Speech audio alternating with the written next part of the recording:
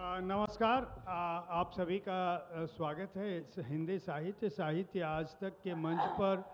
हिंदी साहित्य के गुटबाजी पे बात करना एक बहुत ही चुनौतीपूर्ण कार्य इसलिए है क्योंकि जब हम साहित्य के विकास को लेकर या साहित्य के प्रचार प्रसार को लेकर कोई काम करते हैं तो उस काम की गुणवत्ता से इतर यह देखा जाता है कि यह काम किसके पैसे से हो रहा है, कौन हमारा प्रायोजक है, कौन हमारे यहाँ आमंत्रित है, कौन हमारा अतिथि है।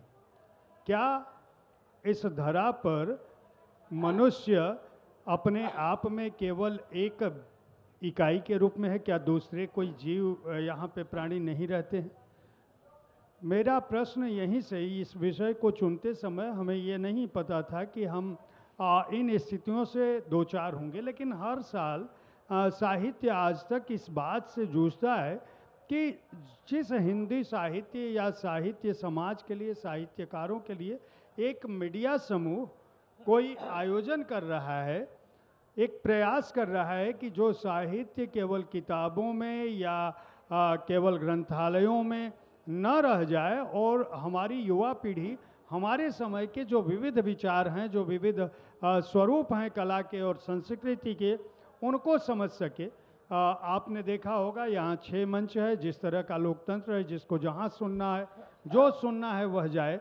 इस मंच पर जो भी अपनी बात कहना चाहे कहे, पूरी स्वतंत्रता है। इसके बावजूद कई संगठन हैं जो हमारा समर्थन करते हैं, बहुत सारे साहित्यकार हैं जो हमारे निजी आग्रह पर आते हैं। गणेश पांडे जी हमारे बीच हैं। संभवतः दशक से अधिक समय बाद किसी सार्वजनिक मंच पर उनकी उपस्थिति है। मैं उन्हीं से शुरुआत करूंगा कि ये जो हिंदी साहित्य और हिंदी साहित्य में जो गुटबाजी है जिस पर हमारा ये विषय है, उसने साहित्य का कितना भला किया या उसका कोई नुकसान किया है?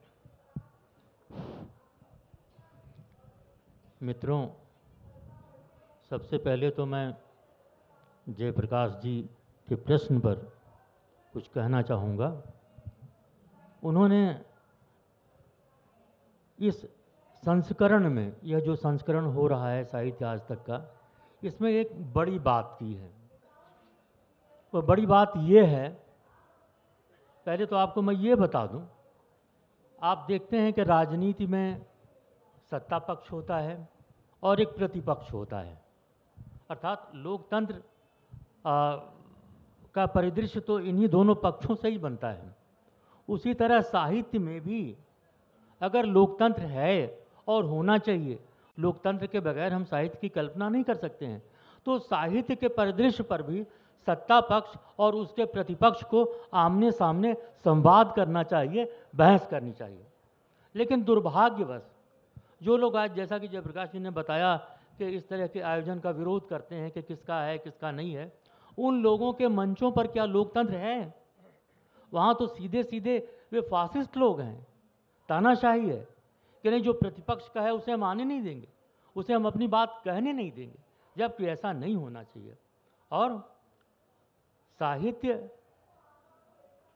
को इस तरह की प्रवृत्तियों ने या इस तरह की सीमाओं ने, इस तरह की क्षुद्रताओं ने बहुत नुकसान पहुंचाया है। और जो हमारी आज की मुख्य धारा है, दुर्भाग्यवश उन्हीं लोगों की मुख्य धारा है, या उसमें वही लोग सक्रिय हैं और आगे हैं और उसके कर्ता धर्ता हैं जिनका साहित्य के लोकतंत्र में विश्वास नहीं है।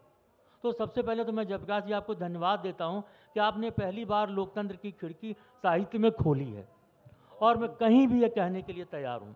धन्यवाद। अगर ऐसा नहीं होता तो मेरे जैसे लोग नहीं आते जी। और भी लोग हैं, मैं कोई अकेला नहीं हूँ, और भी लोग हैं। तो दूसरी बात ये, साहित्य की जो मुख्य धारा है वो मुख्य धारा बनी कैसे है? क्या कोई अकेली चीज़ है? नहीं नहीं, अकेली चीज़ नहीं है। जैसे राजनीति में आप सत्ता पक्ष देखते हैं, जो सत्तारूढ़ दल होता है, उसी तरह से साहित्य में मुख्य धारा होती है। साहित्य की सत्ता उसे संचालित करती है, और उस साहित्य की सत्ता के कई केंद्र होते हैं जिन्हें हम शक्ति केंद्र कहते हैं, और असंख्य गुट हैं देश भर में। लेखकों के असंख्य गुट हैं, एक एक शहर में 4-4 गुट हैं, और यहाँ तो खैर बड़ा शहर है, न जाने कितने गुट होंगे। ये गुट जातियों के आधार पर बनते हैं, ये गुट प्रांत के आधार पर बनते हैं, कोई यूपी का है, कोई बिहार का है, कोई कहीं और का है। ये गुट विचारधारा के आधार पर बनते हैं। और इतना ही नहीं, संपादकों और लेखकों के भी अपने गुट होते हैं। कोई भी प्रकाशन हो, वो चाहे बड़ा प्रकाशन, सबसे बड़ा प्रकाशन क्यों ना हो, वहाँ के भी संपादक अपने गुट के लोगों को छापते हैं, उन्हीं के कविता संग्रह छापेंगे। दूसरे प्रकाशन के लोग भी अपने गुट के लोगों को छापेंगे, दूसरे गुट के लोगों को नहीं छापेंगे। ये सब संकट है। लेकिन इस गुटबंदी को तोड़ने का तरीका क्या हो सकता है? संवाद हो सकता है, बातचीत हो सकती है। और सबसे बड़ी बात तो ये है कि जो हमारे पाठक जानते ही नहीं हैं कि ये जो साहित्य की सत्ता जिन हाथों में है, ये लोग चाहते ही नहीं है कि आप तक साहित्य पहुँचे। सरकार तो कोई योजना बनाती है तो वह आप तक योजना दिखती है, सिलेंडर दूसरे के घर दिखता है, आवास बना हुआ है वह दिखता है, लेकिन क्या साहित्य आप तक पहुँचता है? साहित्य को पहुँचाने का माध्यम क्या है? भाषा है। कोई भी लेखक अगर अपने लिए नहीं लिखता है, जाहिर है कि कोई लेखक अपने लिए लिखता ही नहीं है। अपने लिए लिखता हो तो उसे लिखने की क्या ज़रूरत है? हम दिमाग में सोच लें कविता और हम प्रसन्न हो लें, खुश हो लें, लेकिन हम जैसे ही कागज़ पर लिखेंगे तो यह हम दूसरे के लिए लिखते हैं, तो वहाँ तक बात जानी चाहिए। इसलिए हमारी भाषा अच्छी होनी चाहिए। जी धन्यवाद। ओम निश्चल जी, प्रश्न मेरा वही है, गणेश पांडे जी के पास अभी मैं फिर आऊँगा। चूँकि शुरुआत हम जिस विषय पर करना चाहते थे, हिंदी साहित्य की गुटबाजी, उस पर जब विषय बन रहा था तो ये समस्याएं नहीं थी।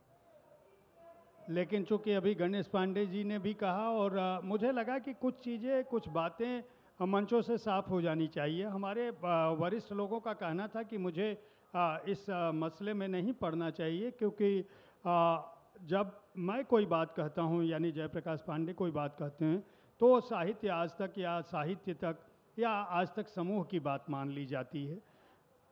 ये हिंदी साहित्य की जो स्थिति है, एक तरफ हम आत्मगौरव, आत्मश्लाघा से भरे हुए हैं, और दूसरी तरफ उन्हें ये लगता है कि हमारा समूह जो है वो बहुत कुछ इससे अर्जित कर रहा है। मुझे ऐसा लगता है कि ये जो लोग भी हमारे कार्यक्रम को सुन रहे होंगे, मैं विषय को इसलिए इस पर मुख्य तौर पर ले आया कि अगर हम साहित्य की गुटबाजी की बात करेंगे तो इस पर भी बात होनी चाहिए। दो बड़े संगठनों के पदाधिकारियों ने दशकों का साथ छोड़ के हमारा साथ चुनना पसंद किया। यह क्या वजह थी कि जो कई दशक के संबंध है वो अचानक किसी कार्यक्रम में जाने से या किसी आयोजन काम में भागीदार होने से टूट जा रहे हैं? ये कैसी वैचारिक आस्था है? एक और दूसरा जो बिंदु है जिसकी तरफ गणेश पांडे जी ने इशारा किया कि अगर आप लोकतंत्र की बात करते हो, लेखक बनने की बुनियादी कसौटी है स्वतंत्रता, अपने आत्म से, अपने विचार से, तभी तो आप लोगों को बताना चाहते हो। तो जो लेखक अपनी कल्पना का संसार रचता है और कोई कृति सृजित करता है, वह अपने विचारों में, अपने व्यवहार में इतना कृपण और इतना संकीर्ण कैसे हो सकता है कि वह इस बात के लिए किसी का बहिष्कार करने लगे कि किसको कहाँ से प्रायोजक आ रहा है, कहाँ से पैसा आ रहा है, कौन से लोग बुलाए जा रहे हैं, किनकी क्या विचारधारा है। क्या वो मनुष्य नहीं?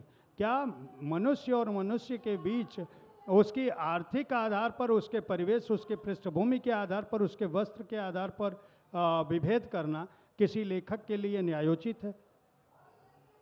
बहुत बहुत धन्यवाद आज तक के इस मंच को और इसके संचालक जो साहित्य के प्रखर पत्रकार हैं जयप्रकाश पांडे जी को। बहुत ही मौजूद विषय है और केवल ये आज का प्रासंगिक विषय नहीं है, बल्कि जब से मनुष्य ने जन्म लिया है एक दूसरे को धक्का दे के आगे बढ़ने की प्रवृत्ति रही है। तो ये धक्का प्रधान सक्रियता का युग है। जितना धकिया सकते हैं उतनी जगह अपने लिए हासिल कर सकते हैं। ये तो एक बात हुई, लेकिन मुझे लगता है कि इस विषय का जो जन्म है वो भी शायद इस विचार से हुआ कि कुछ लोग इस तरह के आयोजनों को लेकर शुचिताग्रही हैं। बड़े पुण्यपंथगामी हैं और वे अपने विचारों से भरे हैं, लेकिन मैं कहूँगा कि ये विचारों का ही देश है, ये मतांतरों का देश है, ये तमाम दर्शनों का देश है, तमाम वैचारिक उपपत्तियों का देश है। इसमें किसी को अपनी बात कहने का पूरा अधिकार है और किसी दूसरे को अपनी बात रखने का एक स्पेस हो, इसका भी अधिकार उसे मिलना चाहिए। तो अभी जो नाट्य या जो ड्रामा साहित्य समाज में चल रहा है और अभी भी कुछ लोग अपनी बात रख रहे हैं सोशल मीडिया पर, क्योंकि वो एक ऐसा चौराहा है अनियंत्रित, जिसमें कोई भी अपनी बात आके कह सकता है, सींग लड़ा सकता है, मुठभेड़ कर सकता है, ट्रोल कर सकता है और अंत तक किसी व्यक्ति को नैतिक रूप से परिचालित करने की कोशिश कर सकता है। लेकिन ये वही देश है, वादे वादे जायते तत्वबोधः। हर व्यक्ति अपने आप में एक संस्था है, हर व्यक्ति अपने आप में किसी दर्शन का उद्गाता है। कम से कम अगर किसी विचार का पिछलगुआ नहीं है तो उसके अपने विचार हैं। मैं समझता हूं कि लेखक तमाम विचारकों के बीच पलता बढ़ता हुआ वो अपने विचारों का स्वामी भी होता है, अपने विचारों का प्रवर्तक भी होता है। हर लेखक का अपना भी पक्ष होता है और मूलतः लेखक विपक्ष के आसन पर ही बैठा होता है किसी भी काल में, किसी भी कालखंड में। इसीलिए अपारे काव्य संसारे कविरेवः प्रजापति कहा गया है। एक प्रजापति है जो विश्व का सृजन करता है, मानवता का सृजन करता है।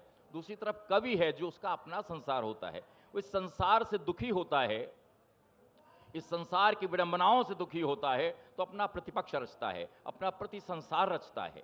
मुझे लगता है कि इस तरह से हमें देखना चाहिए। लेकिन ये कहें कि जिस तरह का सवाल आसन्न संकट के रूप में अभी आपने रखा है, साहित्य में गुटबाजी या गुटबंदी, तो यह हमेशा से होता रहा है। हमारे यहाँ एक शायर ने कहा है कि क्या कहते हैं कि जिस पे है इल्ज़ाम खेमों की अवज्ञा का, जिस पे है इल्ज़ाम खेमों की अवज्ञा का, उसकी सीढ़ी पर लगाई गई काई है। चींटियां आई थीं जो हक मांगने, उनको दे के बहलाया गया कुल्फी मलाई है। क्या बात। तो ये अपने हक के बारे में प्रतिबद्ध रहना और दूसरे के हक को छीनना, और तमाम गुटों के जरिए, जैसा कि डॉक्टर गणेश पांडे जी जो कि हिंदी के वरिष्ठ आलोचक हैं, कवि हैं, उनका भी मानना है कि यह जो है विभिन्न विचार और मतांतरों का देश, और लोकतंत्र में इसकी अपेक्षा रहनी चाहिए कि कोई भी व्यक्ति किसी भी मंच पर यदि है तो अपनी बात रखे। अगर मंच की कोई अवधारणा गलत है किसी समूह की, समुदाय की, व्यक्ति की, तो उसका वो विरोध भी करे। तो मुझे लगता है कि ये गुटबंदियाँ हमेशा सक्रिय रही हैं। गुटबंदियाँ चाहे पत्र पत्रिकाओं की हों, पुरस्कारों की प्रतिस्पर्धा की हों, या कि तमाम जैसे जातियों के विमर्श हैं, वो भी अपने आप में है। ये बिहार है, ये उत्तर प्रदेश है, ये स्त्री विमर्श है, ये दलित विमर्श है, ये अल्पसंख्यक विमर्श है। मुझे याद आता है कि किसी अल्पसंख्यक समुदाय के प्रतिनिधि, एक IPS ऑफिसर ने कहा कि कोई अल्पसंख्यकों की कविता का समारोह है, उसमें आपको भाग लेना है, कविता पढ़नी है। उनका कि मैं कविता पढ़ तो देता, लेकिन मैं अल्पसंख्यक होते हुए भी पहले तो अपने को अल्पसंख्यक नहीं, मैं कवि मानता हूँ, और कभी कोई अल्पसंख्यक नहीं होता। वो हमेशा बहुवचनीयता का प्रतीक होता है, उसका प्रतिनिधि होता है। मैं इस अल्पसंख्यक समुदाय के कविता संग्रह में शामिल नहीं होना चाहता। मैं इस तरह के गुट से अपने को अलग करता हूँ, क्योंकि कवि की वाणी समूची मानवता की वाणी है, किसी अल्पसंख्यक की वाणी नहीं है, वो किसी दलित की वाणी नहीं है, वो किसी उपेक्षित की केवल वाणी नहीं है, बल्कि समस्त समुदाय की करुणा, मानवता, दया, उस सबका प्रतिनिधि होता है। इसलिए ये सोच के चलना, ये अध्यापकों का अपना प्रपंच है, जिसमें दलित विमर्श है, स्त्री विमर्श है, जेंडर विमर्श है और प्रवासी साहित्य है। ये वो कोने हैं जहां पर हर व्यक्ति अपना वर्चस्व स्थापित करना चाहता है। ये उसी तरह है जिस तरह की धक्का मुक्की भारतीय संविधान की 8वीं अनुसूची में भाषाओं को लेकर मची हुई है। 40 भाषाएं कतार में हैं, 22 भाषाएं संविधान की 8वीं अनुसूची में हैं, लेकिन तमाम समयों से आंदोलन चल रहा है। ये भोजपुरी है, ये है, ये भाषा है, सब 8वीं अनुसूची में आने के लिए प्रतिबद्ध हैं। क्यों? क्योंकि उनकी अपनी भाषा के आ जाने से लगता है कि उनकी अपनी भाषा मजबूत होगी, लेकिन वे नहीं समझते इस देश की जो राजभाषा है वो उतनी ही बार बार कमजोर होती है जितनी भाषाएं 8वीं अनुसूची में आकर प्रविष्ट होती हैं। तो मैं समझता हूं कि तमाम तरह के गुटबाजियों के बीच भाषा, संप्रदाय, जाति, क्षेत्रवाद और इस तरह की जो वैचारिक अंतर संघर्ष हैं, ये मानता हूं कि गुटबाजी रहे, लेकिन वैचारिक संघर्ष और वैचारिक जुझारूपन भी और मतांतरों को पूरी जगह मिलती रहे। एक ध्रुवीय विश्व हो ऐसा मैं नहीं चाहता हूं, एक ध्रुवीय रचना संसार हो ये भी नहीं चाहता हूं। हर व्यक्ति को अवसर मिले, उसको धकियाया ना जाए। ऐसी गुटबंदी अगर है जिसमें वैचारिक सक्रियताएं हों, लेकिन इस तरह की धक्का प्रधान सक्रियताएं न हो कि किसी को हम उसकी कुर्सी से अपदस्थ करके बाहर निकाल दें। धन्यवाद ओम जी, आपने इस विचार को, इस विमर्श को एक नया धरातल दिया। मैं प्रेम जन्मेजय जी से जानना चाहूँगा, क्योंकि कई दशक से ये दो, मुझे लगता है कि एक इनके गुरुवर नरेंद्र कोहली जी, एक साहित्य की गुटबाजी की जब हम बात करते हैं तो साहित्य की वैचारिकी की भी बात होगी, साहित्य के विधाओं की भी बात होगी। जिस तरफ इशारा किया ओम निश्चल जी ने, गणेश पांडे जी ने संगठनों से संबंधित बात की और व्यक्तियों के अहंकार की, साहित्यकारों के अपने सोच की बात की। ओम निश्चल जी ने उसके अंदर विधाओं का जो विविधपन है, उनका जो अतिरेक है, उनको लेकर उनमें जो एक अलग तरह के संगठनों की बात हो रही कि ये साहित्य का भी, ये दलित साहित्य होना चाहिए, अल्पसंख्यक साहित्य भी होना चाहिए। आप जितने दशक से काम कर रहे हैं, लगातार आप इन स्थितियों से दो चार होते रहे हैं। अगर विधा की बात करूं तो व्यंग की विधा साहित्य की मुख्य विधा है कि नहीं, उसको लेकर भी बहुत विमर्श रहा है। नरेंद्र कोहली जी के सामने ये संकट था कि वो साहित्यकार ही नहीं थे कई दशक तक। तो ये जो लोकप्रिय साहित्य बनाम खाँटी साहित्य जो है, इस तरह की अलग गुटबाजी है। तो ये केवल गुटबाजी से यहाँ आशय है कि हम जितने भी विमर्श के धरातल हैं सबको आके, तो आप जो है अपने वक्तव्य में बताइए कि क्या आपके अनुभव क्या कहते हैं और क्या कुछ महसूस करते हैं आप। धन्यवाद जयप्रकाश जी। मेरे अनुभव तो बहुत सारी चीज़ें कहते हैं और वो सारे अनुभव यहाँ नहीं बांट सकता। सबसे पहले तो आपका धन्यवाद, गणेश जी ने आपका धन्यवाद दिया। धन्यवाद इस बात का कि आपने एक ऐसा विषय रखा जो हमारे हिंदी साहित्य में बरसों से चल रहा है। हर बार उस पर बात होती है, हर बार वही दुर्घटनाएं होती हैं। और इसके कारण जयप्रकाश जी एक बात कहूँगा आपसे कि अनेक ऐसी अतृप्त आत्माएं जो गुटबाजी के कारण इस समय संसार में नहीं हैं, वो निश्चित रूप से प्रसन्न होंगी कि आप इस विषय को लेकर आए हैं। किस तरह के गुटबाजी में वो लोग मारे गए। और इसी प्रकार से अभी जो बहुत आपने चर्चा की, उसमें बताया कि किस तरह से इसका विरोध हो रहा था। अभी तक तो आपका विरोध हो रहा था, हम तो डूबे हैं सनम तुमको भी ले डूबेंगे। अब हम लोगों का विरोध होगा कि भैया इनको क्या मिल गया जो यहाँ पर आ गए। ये दुनिया जो है, गुटबाजी की दुनिया बड़ी मज़ेदार है। अगर जैसे मैंने कहा कि बहुत समय से चल रहा है, अगर आपको ध्यान हो ओम जी कि भक्ति काल के बाद रीतिकाल आया और उसमें केशव दास ने कहा, सूर सूर तुलसी शशि उड़गन केशव दास, बाकी के कभी खद्योत्सम। तो ये हमारे यहाँ पर ये चीज़ चल रही है कि सूर सूर तुलसी शशि, किसी को सूर अच्छा लगता है, किसी को तुलसी, और इस सब में केशव दास ने अपने आप को रख दिया, कबीर को गायब कर दिया। इससे बड़ी गुटबाजी और क्या होगी उस समय की। दूसरी बात आप ये देखिए कि जब इस तरह की बात करते हैं तो अभी मतलब मैं व्यंग्य की दृष्टि से सोचता हूँ, अगर मैं रखूँगा तो मैं कबीर को सामने रखूँगा। क्यों? अगर आप देखें तुलसी का व्यंग्य कहाँ है, वो व्यक्ति केंद्रित है। तुलसी के लक्ष्मण परशुराम से उसकी व्यक्तिगत विसंगतियों की बात करते हैं। सूर का जो है वो निराकार ब्रह्म की तरफ है और वहाँ पे गोपियाँ जो हैं वो उद्धव को कहती हैं, उनके माध्यम से जो है उद्धव शतक भी लिखा गया था उससे। और वहाँ पे वो कहती हैं जयप्रकाश जी, वे मथुरा काजर की कोठरी जो आवेशो कार्य।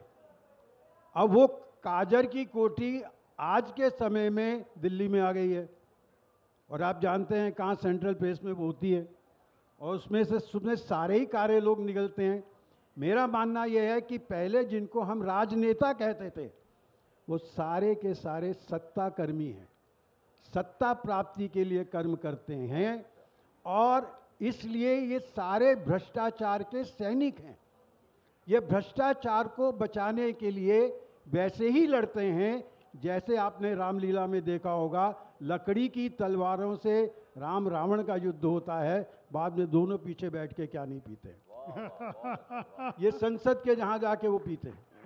अब ये समस्या जो सत्ता की बात कही आपने, गणेश जी आपको ध्यान होगा कि एक बहुत समय से ये चल रहा है और उसके आड़ के पीछे बहुत सारी बातें की जाती हैं। तय करो पहले किस ओर हो तुम। पार्टनर तुम्हारी पॉलिटिक्स क्या है? अब तय करो, मैंने ठीक है तय कर लिया कि भैया मैं अपनी ओर हूं। कहेंगे नहीं, अगर तुम किस ओर हो तुम, अगर उधर हो तो खराब हो, इधर हो तो ठीक हो। और इसी के साथ जब आप ये कहते हैं कि किस ओर हो तुम, इसका मतलब एक मठ और एक गढ़ का निर्माण करते हैं।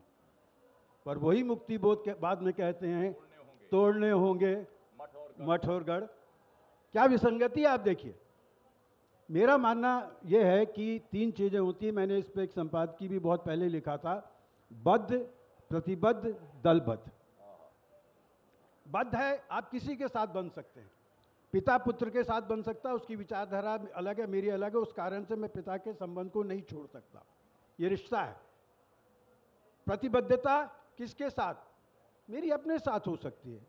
मित्रों, मैं मानता हूं कि हर आदमी अपनी दृष्टि से अपना रास्ता तैयार करता है, उसको थोड़ा सा आगे बताऊंगा। तो प्रतिबद्धता मेरी क्या है? जैसे मैं व्यंग्यकार हूं, मेरी प्रतिबद्धता जो है वो वंचित के प्रति है।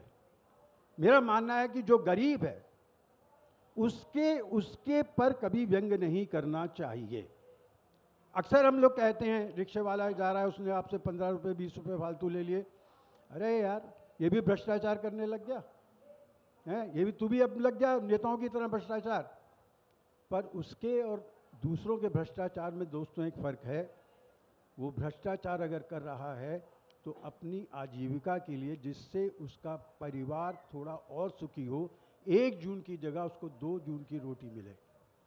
और वो जो अय्याशी वाले हैं, जो वो भ्रष्टाचार करते हैं करोड़ों में, वो सिर्फ अपनी अय्याशी के लिए करते हैं। हमारा मकसद उनको लेके आना है, उनको उनके ऊपर आक्रमण करना है। तो ये प्रतिबद्धता आपकी अपनी है, ओम जी की अपनी वैचारिक प्रतिबद्धता है, गणेश जी की है, मेरी है। फिर आप उस प्रतिबद्धता को क्या किसी दल से जोड़ना चाहते हो या नहीं? अब जैसे मैं मानता हूं, दल क्या है, दलबद्धता क्या है? दलबद्धता वस्तुतः आपके सामने 2 चीज़ें हैं, आपकी ज़िंदगी में भी मिलेगा, जरूरी नहीं है साहित्य में मिले, दोस्तों जितने युवा साथी उन सबको मिलेगा। एक राजमार्ग है जिसको आपको दिखा दिया गया, बेटा इस पे चलता चला जा, इस पे तू डॉक्टर बन जाएगा, इस पे तू इंजीनियर बन जाएगा, उस राजमार्ग पे आपको चलना है। ऐसा ही राजमार्ग ये दल जो है, जो हमारे जितने गुट हैं या जो मान सकते हैं आप, वो हमें दिखाते हैं, तुम भैया यहाँ आ जाओ, आलोचक तुम्हें मिलेंगे, तुम्हारी रचनाओं की प्रशंसा ये पूरा का पूरा गुट करेगा, कोई सम्मान मिलना है वो तुम्हें मिलेगा। पर मैं आपसे भी कहता हूँ, कभी इस राजपथ पर ना चलें। चाहे आपको बहुत सारे खतरे उठाने पड़े, आप अपनी कुदाल लें, पास की पगडंडी में निकल जाएं, चाहे वहाँ सांप और बिच्छू भी मिले, उनसे अपना रास्ता बनाइए। धन्यवाद। तभी आप जो है वो आगे जा सकते हैं। गणेश पांडे जी, यहाँ बात गुट से होते हुए मठों तक पहुँच चुकी है। मैं चाहूँगा, मठों के खिलाफ बहुत लंबे समय से आप युद्धरत हैं। ये साहित्यकार, आलोचक हमेशा युद्ध की मुद्रा में, आलोचक विशेषकर युद्ध की मुद्रा में क्यों होते हैं, और मठों को तोड़ने की कोशिश होनी ही क्यों चाहिए? हर आदमी अपना मठ बना ले खुद। देखिए, मैं गुटों से शुरू करके मठों तक पहुंचने की कोशिश करता हूं। पहली बात तो ये कि 30 सेकंड में, 40 सेकंड में, कि गुट जो आज हमको दिखाई पड़ते हैं, ये पहले लेखकों के मंडल हुआ करते थे, भारतेंदु के समय में और दूसरे लेखकों के समय में। तो उस वक्त वे साहित्य की बेहतरी के लिए काम करते थे, साहित्य में नया रास्ता बनाते थे, हिंदी को नई चाल में ढालते थे और बड़े बड़े काम करते थे। उनके यहाँ अगर प्रतिस्पर्धा रही भी हो तो बहुत ही स्वस्थ रही होगी। और सबसे बड़ी बात तो वे लोग स्वतंत्रता के लिए काम कर रहे थे, आज़ादी के लिए काम कर रहे थे। अब जो ये गुट आजकल के हैं, ये साहित्य की उन्नति के लिए नहीं, अपनी उन्नति के लिए, कि हमको किस तरह से किसी आयोजन में जाने को मिल जाए, किसी फाउंडेशन के कार्यक्रम में जाने को मिल जाए, किसी लेखक संगठन के कार्यक्रम में जाने को मिल जाए, इसलिए ये सब गुटों में शामिल होते हैं। और ये गुटबाजी के साथ मैं दो पद और इस्तेमाल करूँगा। इन गुटों में दो तरह के लोग होते हैं। एक तो गुटबाज होते हैं जो बिल्कुल लठैत की मुद्रा में होते हैं और गुट का नेतृत्व करते हैं, समझे। और दूसरे कुछ लोग होते हैं जो गुटजीवी होते हैं, जो उनके पीछे पीछे चलते हैं, कि भाई थोड़ी तलछट मुझे भी मिल जाए, बड़े कार्यक्रम में नहीं तो छोटे कार्यक्रम में मिल जाए, बड़ा पुरस्कार नहीं तो छोटा पुरस्कार मिल जाए। इसलिए इन गुटों ने हमारे हिंदी साहित्य का बड़ा नुकसान किया है, और मठों ने भी किया है। मठों ने साहित्य की पूजा की जगह, सरस्वती की पूजा की जगह अपनी पूजा की संस्कृति विकसित की। मैंने ऐसे ऐसे लोगों को देखा है, आलोचकों को, कि उन मठाधीशों के आगे साष्टांग दंडवत होकर के चरणों में लेट जाते हैं। मैंने गोरखपुर के रेलवे स्टेशन पे देखा है, और जगहों पे भी ऐसा होता है। इसलिए कि स्वार्थ है। हमें बड़े आलोचक का पुरस्कार मिल जाए, बड़े कवि का पुरस्कार मिल जाए, हमें कहीं यहाँ जगह मिल जाए, कहीं कोई पद मिल जाए, तो ये सब समस्याएं हैं जिस वजह से ये गुट है। लेकिन इनका गुट चलता क्यों है? इनका गुट इनकी ताकत से नहीं चलता है, क्योंकि पाठक इनके सामने खड़ा नहीं है, इसलिए चलता है। आज का साहित्य पूरी तरह पाठकों से कटा हुआ साहित्य है। पाठकों से मेरा मतलब ये है कि जो लेखक न हो, जो न कवि हो, न कथाकार हो, न आलोचक हो। पहले के ज़माने में जब लेखक मंडल हुआ करते थे, नाव पर रख करके पत्रिकाएं, मतवाला पत्रिकाएं और प्रेमचंद के गोदान वगैरह गांव में जाते थे। अब वह स्थितियां नहीं हैं, क्योंकि इन लोगों ने साहित्य को अपने गुट के भीतर कैद कर लिया है, और उसको ये अपने हिसाब से चलाना चाहते हैं। यह विचारधारा के हिसाब से कविता को, आलोचना को, उपन्यास को, इन सब विधाओं को चलाना चाहते हैं, जबकि यह संभव नहीं है। कोई भी विचारधारा कभी कैद नहीं की जा सकती है। तो इन मठों ने, और हिंदी में जो सबसे पहला मठ बना वह एक व्यक्ति के नाम पर बना। अब वो नहीं है व्यक्ति हमारे सामने, लेकिन बाद के मठ तो ये लेखक संगठन आए, ये सब भी मठों के रूप में आए। बाद से बहुत से लोग जिन्होंने गुट बना लिए, जो और शक्ति केंद्र दूसरे हो गए, जैसे साहित्य अकादमी हुई, या पब्लिकेशन हाउस बड़े बड़े हुए, या और दूसरी संस्थाएं हुई साहित्य की। तो इन सबों ने भी अपने मठ के रूप में लेखकों को नियंत्रित करने की कोशिश की, और अपने हिसाब से साहित्य का उत्पादन कराया। उन्होंने अच्छे साहित्य की रचना के लिए बढ़ावा नहीं दिया, नकली चीज़ें छापी। कोई आदमी इस कवि की नकल करता है, कोई आदमी उस कवि की नकल करता है, कोई आदमी उस कथाकार की नकल करता है, और उसको वो असली बना करके प्रमोट करते हैं। जैसे कुछ लोग खराब घी को देसी घी बना करके पेश कर देते हैं। तो एक तरह से कह सकते हैं कि एक साहित्य का गंदा बाजार खड़ा किया है आज के मठों ने और उनके शक्ति केंद्रों ने। धन्यवाद गणेश जी, आपने अपनी बात बहुत अच्छे ढंग से रखी। ओम निश्चल जी, दो बिंदुओं की तरफ गणेश पांडे जी ने इशारा किया। एक तो ये कहा कि साष्टांग दंडवत वाली यानी लाभ की स्थिति के लिए समझौता करना, और दूसरा ये इशारा किया कि दरअसल गुट हम जिसको समझते हैं वो केवल संगठनों तक या व्यक्ति तक ही सीमित नहीं है, बल्कि वो संस्थाओं तक भी पहुंच चुका है, और वो प्रकाशन संस्थानों तक भी पहुंच चुका है, अकादमी और दूसरे। और इनके पीछे एक और बात कही कि ये सब पुरस्कार की बात है। ये आरोप है या हकीकत? और अगर ये आरोप और हकीकत के बीच अगर कोई निष्कर्ष आप निकाल सकें तो ये बताने का प्रयास करें कि इससे आने वाला समय यानी वर्तमान समय में जब हम सोशल मीडिया के दौर में हैं और हर व्यक्ति को अपनी बात कहने की पूरी छूट है, उस समय क्या स्थिति लोगों के समक्ष है? यानी उसने तो एक तरह से सभी को अवसर दिया है, तो फिर गुट या मठ टूटे कि नहीं? बहुत अच्छा सवाल है प्रोफेसर गणेश पांडे जी का, मैं उससे सहमत हूं, बल्कि उसे विस्तारित करना चाहता हूं कि व्याधियां छोटी होती हैं, बड़ी होती हैं और बड़ा रूपाकार ग्रहण कर लेती हैं। आत्मग्रस्तता में आदमी डूब जाता है। कभी मुक्तिबोध ने तो अपनी कविता में सब कुछ कह दिया, और उनके समय में क्या गुटबंदी रही होगी जब नया खून के संपादकीय लिख रहे थे। पूंजी से जुड़ा हृदय बदल नहीं सकता लिख रहे थे। फिर भी धूल, फिर भी मैल ब्रह्म राक्षस की आखिरी पंक्ति है। और तमाम चीज़ें, सब चुप, साहित्यिक चुप, यानी मौन की जो साधना है, और वो कितनी खतरनाक है।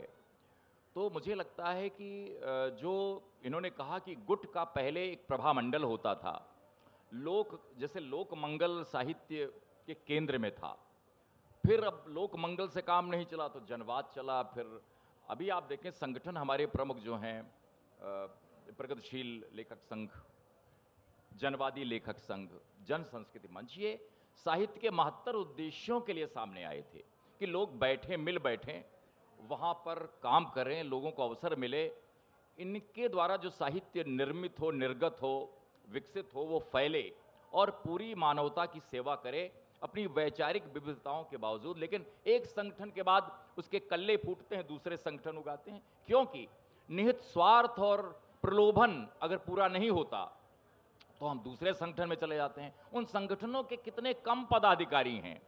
अभी मैं प्रोफेसर गणेश पांडे जी से कह रहा था, ये तमाम पहले कहा जाता 33 करोड़ देवी देवताओं का देश है। मैं तो कहता हूं 33 करोड़ लेखकों का देश है ये। हर कोई किसी कोप भाव में बैठा है, नाराज है, उस पर रोशनी नहीं डाली है आलोचक महोदय ने, उस पर लिखा नहीं गया है, उसे पुरस्कार नहीं मिला है, वो इस संगठन से बहिष्कृत है, वो इस संगठन से कभी सुना करता था कि एक पत्रिका कहती थी मैं गजल नहीं छापता, बड़ा अच्छा काम कर रहे हैं, मैं गीत नहीं छापता। अरे भाई, गजल और गीत या साहित्य की कोई भी विधा, अब तो कविता में सवैया बाहर है, चौपाई बाहर है, तुलसी बाहर है, सूर बाहर है, और अगर पाठ्यक्रम में है तो किसी विवशता में है। इन संगठनों का वश चले तो उन्हें दूर महासागर में फेंक दें, क्योंकि पहले समझा जाता था कि हम लोगों के साथ गुट में बैठते थे, चाय पीते थे अड्डे पर, तो लगता था भाई धार्मिक में ये कविता छपी है, फला में ये गीत छपा है, उनकी गजल देखिए, एक लेखक का प्रभामंडल बनता था। अब लेखक के प्रभामंडल को ध्वस्त करने का काम किया जाता है। जो थोड़े से गुट, तो मुझे लगता है कि गुट की पहली जो प्रभावहीनता है वो इसी बात से स्वयं सिद्ध है कि उसकी व्यापकता होनी चाहिए थी। यानी कि 4 लोग बैठ गए, वे विचार करें तो लगे कि हाँ, ये परिमल की गोष्ठी में ये बातें निकली, ये साहित्यिक संघ की गोष्ठी में ये बातें निकली, ये विवेचना की गोष्ठी में ये बातें निकली, और तब ये सारी बातें निकल कर इतिहास का अंतर्भूत अंग हुआ करती थी। लेकिन आज कौन कहाँ जा रहा है, कौन किसके साथ बैठ रहा है, ये गोदी मीडिया, सच इसमें कोई शक नहीं है कि सच बोलना भी लाजिम, जीना भी है जरूरी, सच बोलने की धुन में मंसूर हो न जाना। तो ये जो है कि, लेकिन इसी व्यवस्था में रहते हुए तमाम गुटबाजियों के बावजूद दुष्यंत ने लिखा कि तेरा निज़ाम है सिलदे ज़बान शायर की, ये एहतियात जरूरी है इस बहर के लिए, यहाँ दरख्तों के साये में धूप लगती है, चलो यहाँ से चलें और उम्र भर के लिए। इतनी घुटन है तमाम गुटों के बावजूद, साहित्य का नुकसान कितना हुआ है। आखिर निर्मल वर्मा पहले कम्युनिस्ट थे, फिर बाद में अपनी विचारधारा बदली, उन्हें स्वायत्तता है, मैं आज जैकेट पहनता हूं, कल कोट पहनता हूं, ये मेरी स्वायत्तता है। लेकिन विचार में यदि मैं मनुष्य के पक्ष में नहीं हूं। ब्रेख्त ने कभी लिखा, आज ही जाकर जर्मन के शक्तिशाली कवि दुनिया भर के, मैंने जितने ज्यादा जूते नहीं बदले उससे ज्यादा मुल्क बदले। कितने देश में ये जो जलावतनी का शिकार लेखक हैं, जिन्होंने अपनी लेखकीय निष्ठा के लिए, किसी विचारक के विचार के लिए नहीं, अपनी निष्ठा के लिए, अपनी निष्पत्तियों के लिए, चाहे वोल्सोइनका हो, रैफल आर्मेटे हो, बर्नार्ड बी दादे हो, तमाम लोगों ने, जिन लोगों ने अफ्रीका को आज़ादी देने के लिए इतना संघर्ष किया, और वहाँ अगर गुट होते तो न मनुष्य स्वतंत्र हो पाता न मानवता। इस गुटबंदी में मैं पढ़ता था जब नई कविता में शोध के लिए, तो जगदीश गुप्त का एक विवेचन था जिसमें 45 आंदोलन कविता के नाम पर वे कहाँ हैं, लिंगवा दल मोतवादी कविता, अकविता इत्यादि इत्यादि। यानी कविता की इतनी कोटियाँ कि उसमें कविता कहाँ है, वो बात अलग हो गई। तो मुझे लगता है कि जिस गुट की जो प्रभाववत्ता बननी चाहिए थी, वे निजी संसाधनों, निजी प्रलोभनों, निजी सुख सुविधाओं और विज्ञान पर जिसे कहते हैं कि बस अपना ही गम देखा है, तूने कितना कम देखा है। तो अपने अपने पुरस्कार, अपने लोभ, अपनी वैचारिक निष्ठा और अपने दल के प्रचार, अपनी पत्रिकाओं के लेखकों का प्रचार, जैसा कि गणेश पांडे जी ने अपनी आलोचनाओं में लगातार इस तरह के रेजिमेंटेशन का विरोध किया है, और मैं उन्हें पढ़ता रहा हूं, सहमत भी हूं, लेकिन अकेला व्यक्ति तो कुछ नहीं कर सकता जब समूह की सारी वैचारिक निष्ठा इसी बात पर हो कि अगर हम आपसे सहमत नहीं हैं, सुविधा नहीं पाते, तो हम एक अपना गुट बना लेते हैं। तो मुझे लगता है कि इस तरह का वातावरण इस देश में बना है, वरना आलोचना जैसी महत्वपूर्ण पत्रिका, जिसके एक लेख का शीर्षक था चुसे हुए शब्दों का विराट मलबा, लिखने वाले बहुत महत्वपूर्ण आलोचक, और ये वो आलोचक थे जो कहते थे रघुवीर सहाय का स्कूल है, ये केदारनाथ सिंह का स्कूल है, ये निराला स्कूल है, ये मुक्तिबोध स्कूल है। और अभी भी लोग जिनकी वैचारिक निष्ठा मुक्तिबोध के समतुल्य क्या कहीं अंश भर भी नहीं है, वे भी पूछते हैं पार्टनर तुम्हारी पॉलिटिक्स क्या है। खुद तो साहित्य भूषण से विभूषित हो जाएंगे, और दूसरा अगर एक अदना पुरस्कार लेने भी इफ्को में चला जाए तो वो उनके लिए सुविधावादी हो जाता है। तो सवाल सुविधा और असुविधा पर है। मैं किसी साहित्य भूषणों पर या साहित्यिक दूषणों पर बात नहीं कर रहा हूं। मैं इसी मुल्क में रहता हूं, मैं भी एक सरकारी कर्मचारी रहा हूं, लेकिन मैं किसी गोदी मीडिया का, किसी वैचारिक प्रभुत्व मंडल का हिस्सा नहीं हूं। मेरी अपनी जबान है, मेरा अपना पक्ष है, और वो पक्ष जाहिर है कि जनता का ही पक्ष है। कभी तो जनता का ही अनुगायक है, किसी सत्ता का अनुगायक नहीं है, वो सतत विपक्ष है। धन्यवाद प्रेम जी। मैं चाहूँगा कि आप ओम जी के वक्तव्य पे, क्योंकि ये बात उसी क्रम में बढ़ती जा रही है, मुझे अलग से सवाल रख के समय नष्ट करने की आवश्यकता नहीं है। जिस बिंदु पर वो छोड़ रहे हैं वहाँ से आप शुरू कर सकते हैं अपनी बात। निश्चित ही जो, क्योंकि मैंने जैसे बोला था कि ये ऐसा विषय है जिस पे हम लोग एक एक पूरा सेशन बोल सकते हैं। अब वो उसका कारण क्या है, हम सब दूध के जले हुए हैं, सताए हुए हैं, जानते हैं, सताए हुए। अभी जो बात की, देखो मित्रों, आप लोगों ने वो समय नहीं देखा है। मैं मानता हूँ कि मेरी पीढ़ी वो है जो लालटेन से लेकर कंप्यूटर तक आई है। हमारा युग वो था जब लालटेन में उसमें पढ़ा करते थे। ये परिवर्तन जो आपको साहित्य में दिखाई दे रहा है, ये अचानक नहीं आया है, ये समय के साथ आया है, समय के बदलाव के साथ आया है। अब क्या था, एक समय में जितनी राजनीतिक पार्टियां थे उनके सिद्धांत होते थे, उन सिद्धांतों के लिए बलिदान देती थी। आजकल एकमात्र सिद्धांत क्या है, सत्ता। मैं इसीलिए इनको राजनीतिज्ञ नहीं कहता, क्योंकि राजनीति में नीति है। ये सारे सत्ता कर्मी हैं, और ये सारे सत्ता कर्मी ना केवल राजनीति में हैं, ये साहित्य की राजनीति में हैं, ये धर्म की राजनीति में हैं। ये इन लोगों ने आज हर चीज़ को प्रोडक्ट बना दिया है। आपकी शिक्षा, हम 12.5 रुपये का पास लेके उसमें जाते थे, 15 रुपये में पढ़े हैं। आप शिक्षा देखिए कितनी प्रोडक्ट बनी गई है, कितना लाखों रुपया आपको देना है। आज के अस्पताल, आपको जाके लगता है जैसे आप शिकार हैं, वो फंस गए हैं वहाँ पर, और जाके किस तरह से काम किए जाते हैं। ये सारी चीज़ें जो है धीरे धीरे साहित्य भी प्रोडक्ट बनता जा रहा है कई बार, मुझे ये लगता है। दूसरी बात मैं इसके बारे में ये कहना चाह रहा था, ये जो बात उठाई आपने, क्यों ऐसा परिवर्तन की जो बात की, आप देखिए अपने माँ बाप से, बड़े भाई से पूछिएगा कि तुम्हारा समय क्या था, कहाँ रहते थे, तो बताया कुछ नहीं, एक मोहल्ला होता था, खूब सारे घर होते थे, शाम को कहीं निकल जाते थे, किसी से बात कर लेते थे, चौपाल होती थी, हुक्का जो है बैठ जाते थे, आपस में बातें करते थे। आज का समय देखिए, हाई राइजर्स हैं, पड़ोसी पड़ोसी को नहीं जानता है। आप जो है क्या है, आज आपका पति पत्नी दोनों, अच्छा आज क्या करें, जोमेटो से मंगा लें या कहीं से मंगा लें, वो खाना चल रहा है। आजकल का क्या, किसी से मिलना हो, उनसे मिलने जाएं या हम किसी अच्छी जगह पे जाएं घूमने के लिए, क्योंकि हमारे रिश्ते जो हैं वो नहीं रहे हैं। ऐसे ही पहले एक लिटरेरी पॉलिटिक्स हुआ करती थी, अब पॉलिटिक्स तो वो है नहीं, सत्ता कर्म है। अब क्या है, लिटरेचर में कोई सिद्धांत नहीं है। यहाँ तक कि सिद्धांतों के आधार पर जो संगठन बने थे, जो इन्होंने भी अभी जिक्र किया, चाहे जनवादी, प्रगतिशील, चाहे दूसरे तरह के संगठन जो है, अब ये लोग भी, ये संगठन, ये पार्टियां भी धीरे धीरे सत्ता में भागीदारी चाहती हैं। तो मुझे लगता है ये जो बदलाव आया है, समाज में जो बदलाव आया है, इसने क्या किया है कि पहले क्या, अभी एक जयप्रकाश जी एक उसमें गया मैं, मतलब हम लोग तो किसी गुट के हैं नहीं, और कहीं भी अच्छा कार्यक्रम होता है चले जाते हैं, एक बड़ा समारोह सा था, साहित्य उत्सव टाइप। अब मैंने देखा कि वो ये सारी चीज़ें गिरोह की तरह बन गई।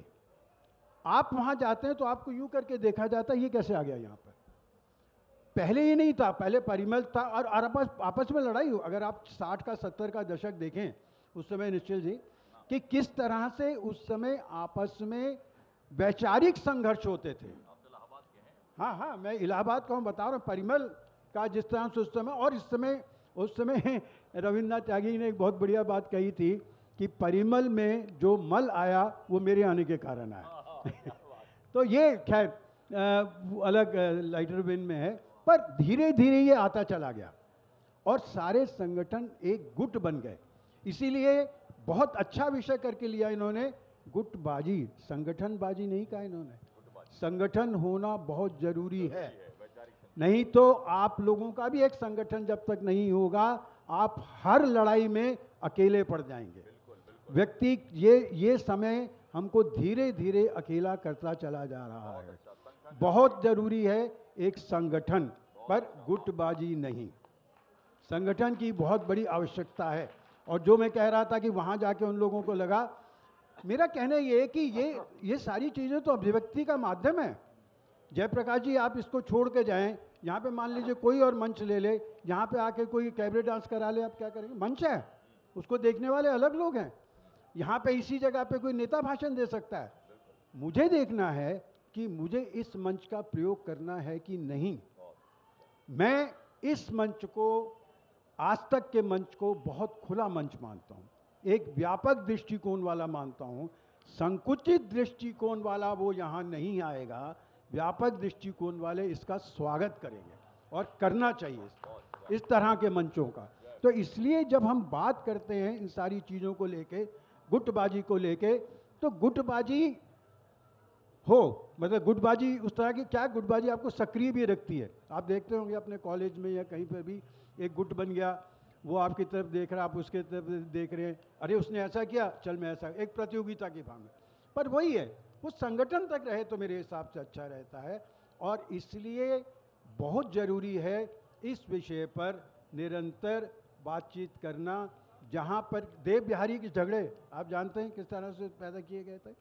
इसी तरह से व्यंग्य को देखिए, व्यंग्य को बहुत सारे लोग विधा मानते हैं, पर बहुत सारे लोग इसको शूद्र मानते हैं, अस्पृश्य मानते हैं, इसके तो देखते भी नहीं। साहित्य अकादमी ने आज तक सिर्फ एकमात्र व्यंग्य पर पुरस्कार दिया है, वो हरिशंकर परसाई को, और वो किस कारण से दिया सब जानते हैं। राग दरबारी को अगर मिला है तो उपन्यास के रूप में मिला है। व्यंग्य का प्रवेश ऐसी जगहों पर वर्जित है, वो माना जाता है। ये क्या कारण है? गुटबाजी। अभी इन्होंने बात की कि भाई वो गजल नहीं छापे, वो पहल पत्रिका में परसाई तक की व्यंग्य रचना ही नहीं छपती थी। परसाई वर्षों से कहते रहे कि व्यंग्य शूद्र है, उसको ब्राह्मण बनाया जाए, उसको क्षत्रिय बनाया जाए, बहुत लड़ाइयाँ लड़ी। और अचानक जब वो धर्मयुग छोड़ के इधर आ गए, इस तरफ प्रगतिशील हो गए, मैंने तो उनसे सवाल भी किया था, तो अचानक वो कहने लगे व्यंग्य तो स्पिरिट है, विधा तो है ही नहीं। मैंने तो कहानियाँ लिखी हैं, मैंने तो निबंध लिखे हैं, मैंने तो व्यंग्य लिखा ही नहीं। और उनको व्यंग्यकार के रूप में जितना पहचानते हैं, आप कहानीकार के रूप में नहीं पहचानते, निबंधकार के रूप में नहीं पहचानते। तो ये जो सत्ता की लड़ाइयाँ हैं, ये जो गुटबाजियाँ हैं, गुटबाजियाँ खतरनाक हैं। जब आप संगठन की दृष्टि से देखेंगे तो निश्चित रूप से आप समाज की बेहतरी, उस विधा की बेहतरी, उस चीज़ की बेहतरी के लिए काम करेंगे। और मेरा भी कहना यह है, जब भी इस तरह का आपको लगे कि विरोध करना है, एकमात्र लक्ष्य रखिए कि समाज की बेहतरी के लिए हो और किसी के लिए। धन्यवाद प्रेम जी। गणेश पांडे जी, बहुत संक्षिप्त समय हमारा लगभग इस सत्र का पूरा हो चुका है। संक्षेप में मैं देखिए, मैं सिर्फ एक दो पंक्ति कहूँगा, बच्चों से भी और सबसे भी, कभी भी किसी के भी विरोध को गंभीरता से लेने के पहले यह सोच लें कि कि उसकी स्थिति क्या है, उसने क्या काम किया है, उसने कोई अविस्मरणीय लेख लिखा है, अविस्मरणीय कविता लिखी है, या ऐसा कुछ नहीं कहा है। अगर ऐसा नहीं है तो उसकी बातों को यूं ही सुन के इस कान से उस कान से बाहर कर वाह, देना चाहिए। बहुत बहुत धन्यवाद। धन्यवाद। ओम जी आप भी एक पंक्ति में, और प्रेम जी फिर कंक्लूडिंग, बस मैं छोटा, बस जितना छोटा कर सकें। 3 शेर सुनाऊंगा कि बहुत सारे नाराज़ लोग जो मेरे गुट में हैं या गुट में बाहर हैं, या मैं किसी गुट में हूँ या नहीं हूँ, जैसा परिगणित किया जा रहा हूँ, जैसा भी है, मैं तो ये कहना चाहता हूँ लोगों से, साहित्य का जो परिमंडल है बहुत बड़ा है। किसी ने कहा था कुंवर नारायण से कि आप तो ड्राइंग रूम के कवि हैं, कि हाँ हूँ मैं, लेकिन मेरे ड्राइंग रूम में पूरा विश्व समा जाता है।